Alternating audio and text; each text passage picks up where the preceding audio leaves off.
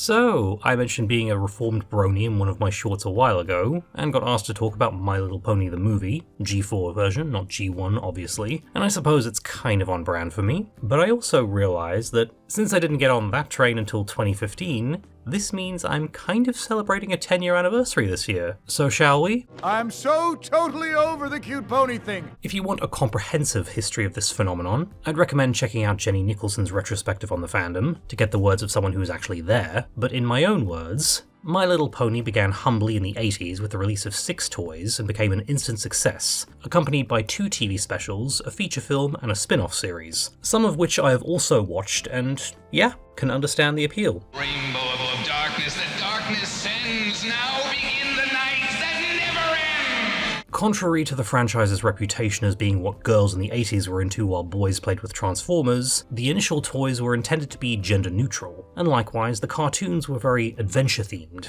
and had the same air of trying to appeal to multiple demographics like the Disney Renaissance films would later emulate. So there was already a precedent. The franchise got rebooted every few years or so, with designated generations based around what style and characters were being used. Generation 4 started in 2010 with the subtitle Friendship is Magic, and was an internet sensation, which, again, refer to Jenny Nicholson's video to get a scope of the magnitude.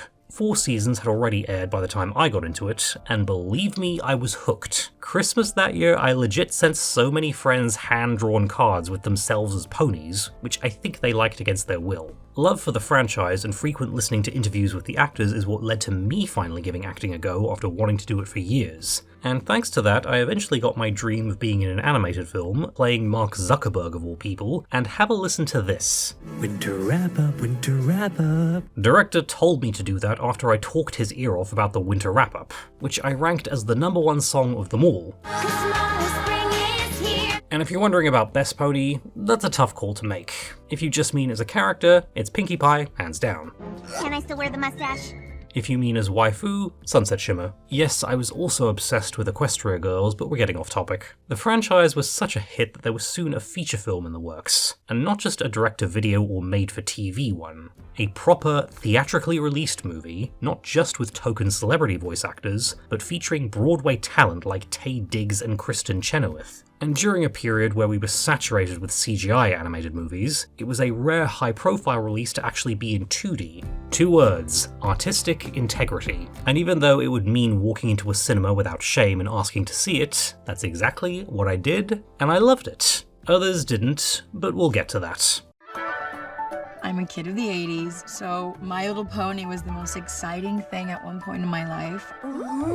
Since the mid-2010s was a time where 80s and 90s IPs were getting reboots left, right, and centre, My Little Pony would have gotten a movie even if it didn't have a series currently airing. But anyway, Sony were interested in being distributors, and according to the infamous email hacks from 2014, the story they were pushing for involved a retread of the recent Smurfs movie, where ponies would come into the real world and interact with humans. Amy Pascal likewise was very critical of another treatment that relied heavily on the show's lore and continuity, and worried it would alienate casual audiences. Eventually, Hasbro opted to finance the movie themselves to keep it faithful to the spirit of the series, and even if Sony pulled out of the distribution deal, they took their advice and opted for a more self-contained story that would fit comfortably between Season 7 and 8, and due to the former and Season 6 being produced alongside the movie, couldn't reference any continuity after Season 5. And despite fans complaining, this was nothing new for this incarnation of the franchise, since the Equestria Girls movies take place in an alternate universe and were rarely acknowledged in the parent show. The same creative team from the series would also be working on it, with the show's supervising director Jason Thiessen being in the proverbial director's chair, and the show's head writer Megan McCarthy overseeing the script, as well as serving as an executive producer.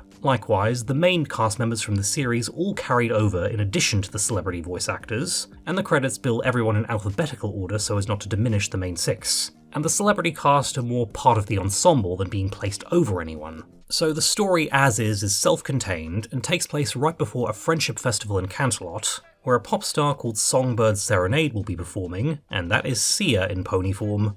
I'm looking for the pony in charge.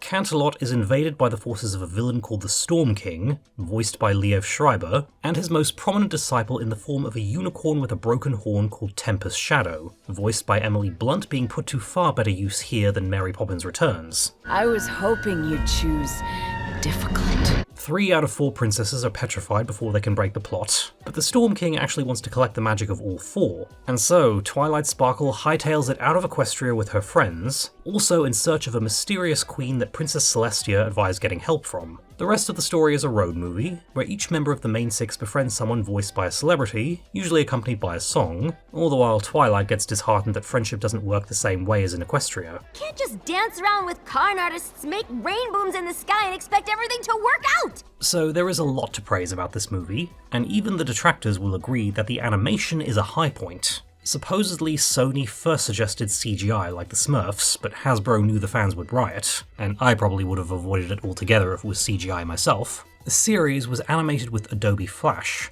and creator Lauren Faust intended for it to visually shift the franchise away from its reputation of smooshy, cutesy-wootsy goody-two-shoesness, and while there is still plenty of cuteness, there's a quirkiness to both the setting and everyone's designs that we'd seen in her previous shows, and her aim wasn't so much rejecting girliness, but rather broadening the definition. And of course there were plenty of anime influences, with the Equestria Girls movies going full magical girl.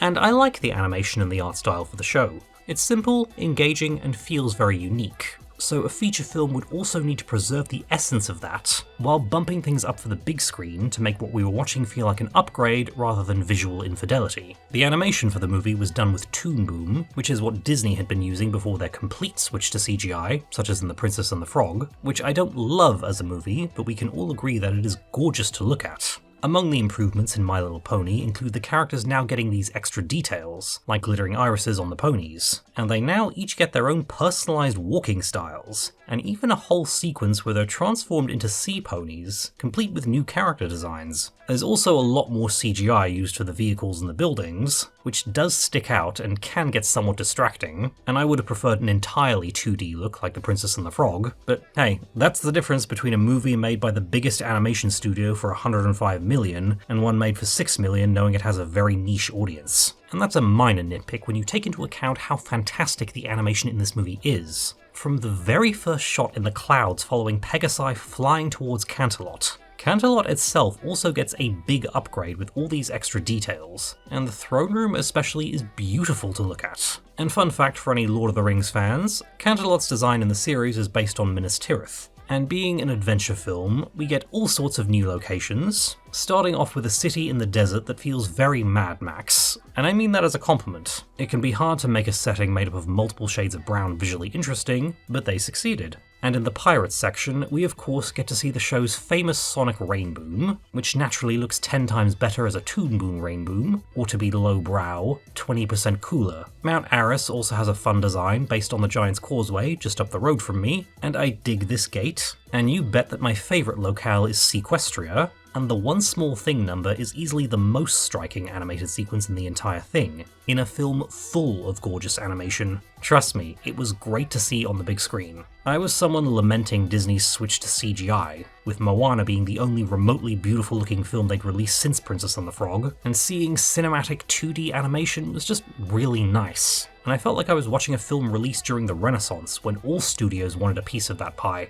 Now, the Brody fandom was super critical of everything back in the day, to the point that the show itself caricatured them in the episode Fame and Misfortune, which they complained about too, but by all accounts it was quite spot on. Twilight was better before she got wings! And some of the complaints about the movie I initially bought into, but most of them, honestly, not really issues, or to use a pro wrestling term, they just booked it differently in their heads. Okay, so to start off with the main one, when Canterlot is invaded, Twilight hears about a queen who might be able to help, and eventually that's revealed to be Queen Novo, who has this pearl that can change people's forms, and they're like, why doesn't this turn out to be the thing that saves the day? Which I think is missing the point of the story. Seek help from the Queen of the Hippo!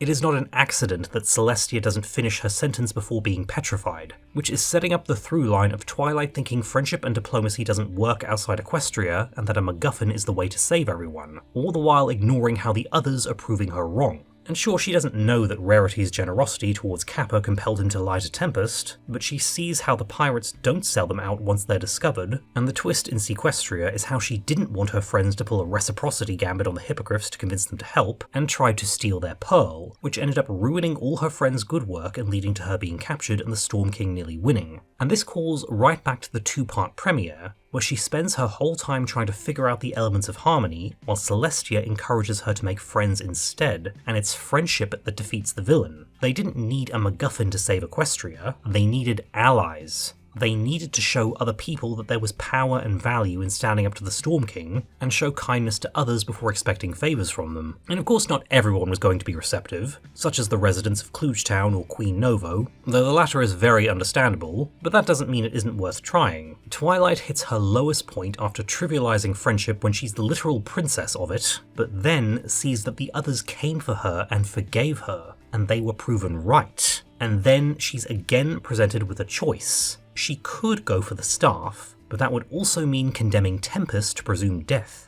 essentially doing what she did in Sequestria and screwing other people for her own gain. But having learned her lesson, she chooses the friend over the MacGuffin, showing kindness to someone who's broken literally and figuratively and believes that everyone just uses each other. And this also demonstrates that Twilight puts trust in her friends to help them, which they do, and they stop the Storm King together. And even the much mocked fake-out death is still important for the narrative, because it forces Tempest to do some self-reflection. The scene is very much played as if she realizes that she feels bad about Twilight possibly dying, because Twilight showed her kindness and made her realize that there was hope for her after all, and the guilt of being responsible for this death thanks to her own bitterness is starting to hit her. You can tell she's going, I've been fighting for the wrong side for so long, and now this nation is being destroyed thanks to me, and yet this one princess showed that there were people who could have accepted me, and now she may be dead and I don't know how I feel about that. So that when Twilight is revealed to be alive and the Storm King throws the Obsidian Orb, Tempest is compelled to sacrifice herself. I can't believe she did that.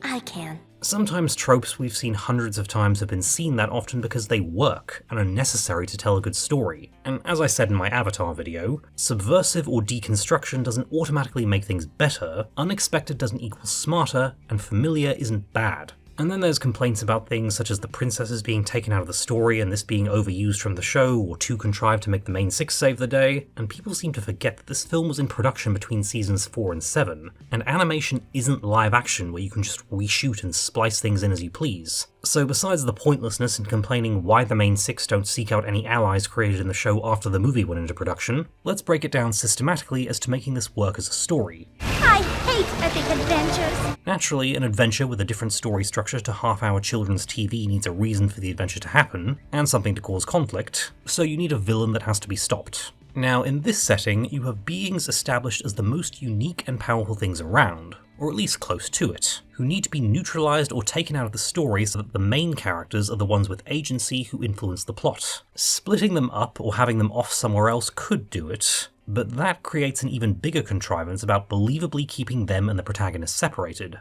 And you also need to keep the stakes high to further the emotional throughline of the main character being so traumatized she second-guesses herself and nearly ruins everything, and demonstrate the villain's competence compared to his predecessors. You promised me magic that could control the elements, and right now I'm holding a what? The branch, a twig. Blech. The stakes are that he has a staff that early script ideas indicate was a branch from the Tree of Harmony, which I wish had been stated in the film, and this staff can absorb the magic of all 4 princesses. So he's a being that needs magic, so he can't have any of his own, and the best way he can pull this off is a sneak attack at an event that all 4 princesses are present for to catch them off guard for just a moment. Also using tools that are rare enough to be unexpected to make up for his lack of magic, so hello Obsidian Orbs. And Cadance even blocks the first one with her shield, not knowing it has gas that's able to penetrate it, instantly making Celestia realize that they're screwed, and it's best to try and get help since they can't fight this enemy. So she has to choose to either fight and delay the inevitable for only a little longer, or do her best to pass on a message that might have a chance of saving them. Luna, being the princess with the least experience dealing with threats outside the dream world, tries to fight her way out and get away as quick as possible, while also having just seen her home invaded and sister turned to stone, so she's caught off guard for one moment in the chaos of the situation. And then finally, the Storm Guards are revealed to have armor that deflects Twilight's magic, which she only finds out when she tries to blast them, and this happens. Seriously, the amount of people complaining that Twilight didn't do a teleportation spell or something. Never mind that the show itself demonstrated that even doing one with as many as 4 people is very difficult, and she didn't know that the Storm Guard's armor blocked her magic. So yeah, This whole sequence is great at setting up the conflict and telling us everything we need to know about the Storm King before he even appears, like how he gets his minions to do the dangerous mission and not him, foreshadowing that he will betray Tempest in the end. And I can still remember this scene getting me in the cinemas. I was fascinated by it forever with how well it was done. Enough so that it inspired a quarter of another fantasy book that I never finished, but that's a whole other story. And on the way home, I couldn't wait to hear how other people were reacting to it and discussing it from a cinematic point of view, only to encounter the exhausting, nitpicky complaining that the show itself lampooned in the episode Fame and Misfortune. Are Pinkie Pie and Applejack related or what? Then there's the complaints that the movie devotes segments to Rarity, Rainbow Dash, and Pinkie Pie befriending various allies, and eventually Twilight does that for Tempest, but Applejack and Fluttershy don't get to do that. It seems that Applejack would have had a segment involving some obnoxious mud trolls, and originally after the attempted theft in Sequestria, rather than being thrown out, they'd be locked up, and Fluttershy would then convince some nearby fish to break them out. And while these would be nice in isolation, word from the top is that they were cut to streamline the story, and my latest watch confirmed that this was absolutely the right call. Film is structured differently to television, especially half-hour television. The format of the latter is a lot more flexible, since the medium was up until recently structured around commercial breaks, so episodes are written in a way that they can be divided up without affecting the flow of the story. You have your prologue establishing status quo, ending with the episode's hook and going into the title card. Then you have your first half properly getting the plot going and advancing to a cliffhanger that allows for the big commercial break in the middle, and even if you're in a country that doesn't run commercials after the opening credits, this is where the break comes in. Then there's the second half involving climax and resolution, and finally an epilogue wrapping things up. TV likewise benefits from you already being familiar with the world once you've seen the first couple of episodes, and so introducing the conflict of the week can be done a lot easier. And if you're telling too big a story, you can always split it into two parts. So in watching TV, there's an audience expectation that you'll stop and start, just like the intermission in a theatre show. A film, however, has to be continuous. And even as recently as the late 2010s, we were taught to write and structure for how it would be experienced in the cinema, rather than on the DVD or streaming where people can pause when they want. So you adhere to either 3 or 5 act structure, but since My Little Pony the movie is primarily for children, we go with 3 acts here. First is the setup, and even sequels or theatrical continuations of TV shows have to do this, where you establish the setting and status quo, and in a musical this is also accompanied by a song. Your Fathoms Below, Belle, Arabian Nights, Virginia Company. This is then disrupted by the inciting incident that starts the plot, in this case Tempest invading Canterlot. Then there's the point of attack, in which the central conflict is conveyed, and the story can properly get going. Twilight choosing to find this mysterious Queen Celestia mentioned, also trying to initially do it on her own, setting up that she'll grow apart from her friends. Act 1 then ends with a lock-in, establishing that Tempest has now made a deal with the Storm King, now introducing a personal stake into why she's pursuing Twilight. Act 2 is then divided into 2 segments that can vary in length, where we have our first culmination, Twilight discovering that they're looking for the Hippogriffs, the escape from Kloochtown, and Kappa's face turn. Then there's our midpoint, the pirates turning against the Storm King, clarifying the running theme of the main 6 befriending strangers who help them, while Twilight is disdainful of their behaviour. Act 2 then ends with a resolution of the main tension while building a new one for Act 3. The main 6 find the Hippogriffs and are cast out, they have their big fight, and Twilight is kidnapped. This is the main culmination where the protagonist is at their lowest point. Then we get a twist in the third act, changing the focus from the main tension, here being the Storm King betraying Tempest, and now it's not just about stopping him, but will she do the right thing? Then there's climax, Tempest sacrifices herself and earns her redemption, and lastly, the denouement, or winding down, the Songbird Serenade concert. And within those parameters, you only have the second act to introduce these secondary characters and have members of the main 6 do their thing. And within that, you only have 3 slots available to keep things narratively satisfying, but 7 main characters, or 6 if you prefer, since Spike is more of a sidekick. So with Twilight being the one who redeems Tempest, that leaves 3 characters to recruit an ally, Rarity for Kappa, Rainbow Dash for the Pirates, Pinkie Pie for Princess Skystar. Things are just more narratively satisfying when they happen in sets of 3, and if it's less then it doesn't feel built up enough, and if it's more then it feels dragged out. Though sometimes it can work in sets of 5. But for Twilight's arc in the film, 3 works best. 1 to make her second guess herself, 1 that doesn't fully convince her, and 1 for her to make the wrong choice. Another segment before that would both be repetitive, and make it less believable that Twilight would doubt herself enough to stab the Hippogriffs in the back. And while Fluttershy convincing Fish to break them out of jail would have been a good moment in isolation, how things go in the film works better for the overall pacing. Having the main 6 thrown into a confined space wouldn't allow for the kind of blazing row that makes this scene so impactful, nor would it allow for Twilight to be be separated from the others organically and come to that moment of self-reflection. It's not as easy to divide the plot up among an ensemble of so many the way you can in an episode of TV, where the audience is already primed for a bit of start-stop. And Fluttershy does get her moment during the final battle where, rather than fight the Storm Guards like the others, You seem tense. Do you want to talk about it? and people likewise complain that she's too timid compared to her Season 7 persona, when even as late as Season 8's Fake It Till You Make It, she still has problems with confidence and being forced out of her comfort zone. And she even says in Fame and Misfortune, Can you honestly say that you could learn something one time and completely change who you are? I didn't think so. so yeah, well within character, especially if she's been forced out of her home because it was invaded. And even then, you see her coming out of her shell in Sequestria. Try it, Fluttershy! Yay. And I get that Fluttershy is a lot of people's favourite, so they were hoping for her to have a big role like her famous telling off a dragon, but speaking objectively, she doesn't feel shunted to the background. And with Applejack, who's probably my third favourite after Pinky and Rarity, it feels like they made sure to give her plenty of lines and be very active in every scene, so again, she doesn't feel demoted. And having seen the way some fans were known for nitpicking everything into oblivion, some of the complaints honestly just seem to be that the movie wasn't full of fan service. Which it still is, but not in an obnoxious way. And overall, one thing that struck out to me about this on the latest watch is how well paced it is. Compared to Frozen running out of steam after Let It Go, The Princess and the Frog going off the rails once Naveen enters the plot, and Tangled fully making me check out after I See the Light, this is one of the most tightly paced animated movies of the 2010s, and it's something I can definitely appreciate. Yup. Another thing to appreciate, of course, is the music.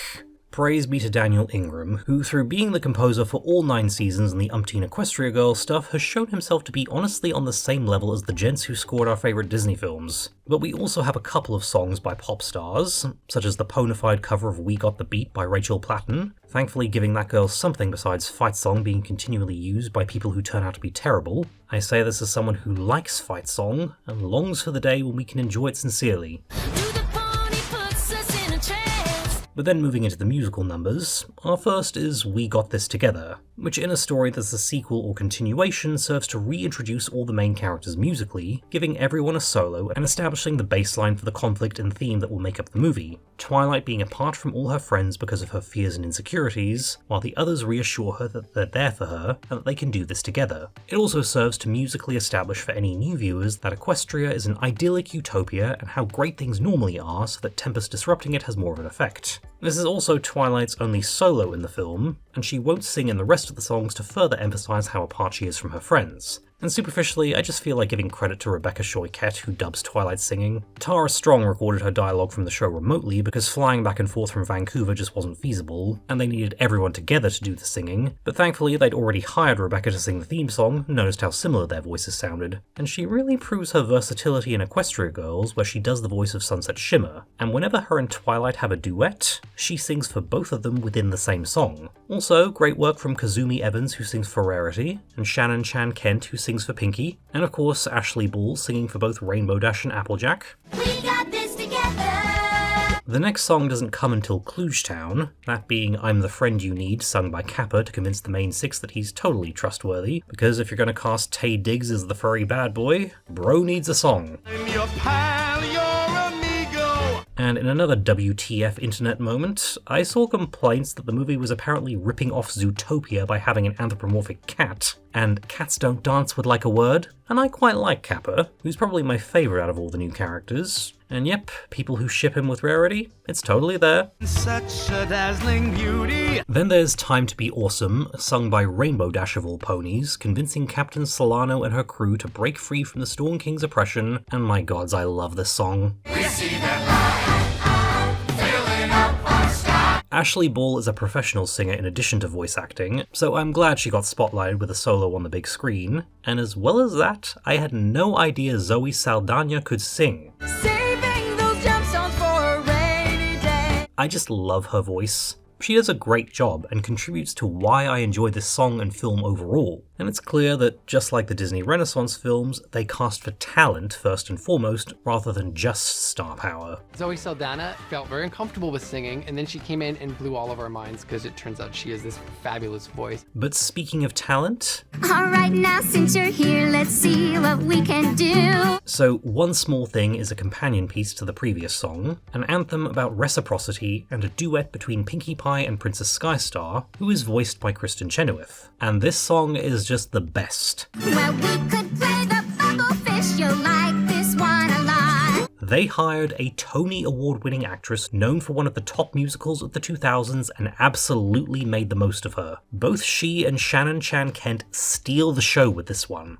and I swear there were people literally dancing in their seats in the cinema. A necklace is for every fish, so what else do you got? This might be my favourite song in the whole franchise, and if I ever did rank my top whatever show tunes, top 5 for absolute sure. And guess what we get then? It's time you learned a lesson. A villain song. An Honest to Celestia villain song. And the last Disney film to have one of those at that point was Tangled. Friendship is Magic was always known for having some good villain songs, with my personal favourite being We Will Stand Forever Free, but Open Up Your Eyes is very, very solid. And it's kind of funny that Emily Blunt has now done 3 musicals, because she apparently avoided them for as long as she could, being insecure about her singing voice until Rob Marshall convinced her to audition for Into the Woods, specifying that it was more important to have an actor who could sell the emotion of the piece than a singer who could make it sound pretty but couldn't act. And that is Emily Blunt's strength as an actress, presenting you with a character who is not a good person and or has done bad things, but instantly making you understand why she is the way she is, and compelling you to root for her to do the right thing. And as far as villain songs conveying Freudian excuses go,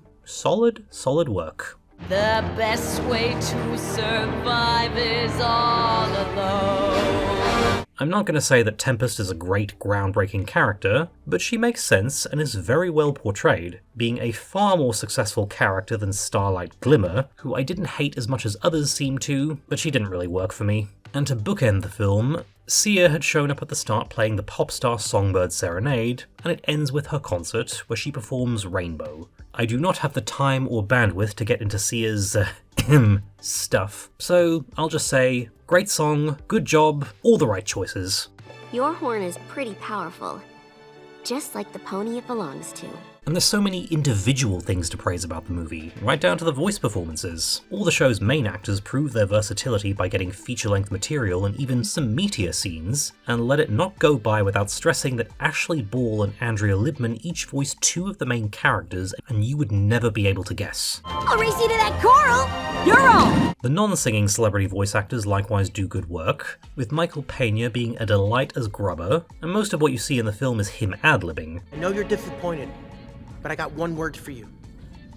Sponge cake. I love Uzo Aduba as Queen Novo, and she should be cast as more queens. I'm the queen. I know everything. Liev Schreiber is also clearly having a ball as the Storm King, having taken the role so his children could actually see some of his work. And while he isn't my favourite villain, Hello Sirens or King Sombra if we're restricting it to just the parent show, he still makes an impression, and I think the character is way over-criticized in the fandom, just like the movie itself. Let's get this storm started! Ooh, hey, that's good. I should trademark that. My Little Pony the movie is remembered as a flop, whether that be financially and or artistically, even though its box office gross was literally 10 times its budget, and it was actually Lionsgate's highest grossing animated film. Granted, those aren't the kind of numbers that scream mega hit or cash cow, but it should also be taken into account that the movie was also affected by an advertising dispute between Hasbro and Lionsgate, meaning there was barely any promotion on TV, and it was also released on the weekend that Hurricane Nate hit the southwestern US. And once it was released on DVD, it sold 200,000 copies in 3 months, and an additional 160,000 Blu-rays,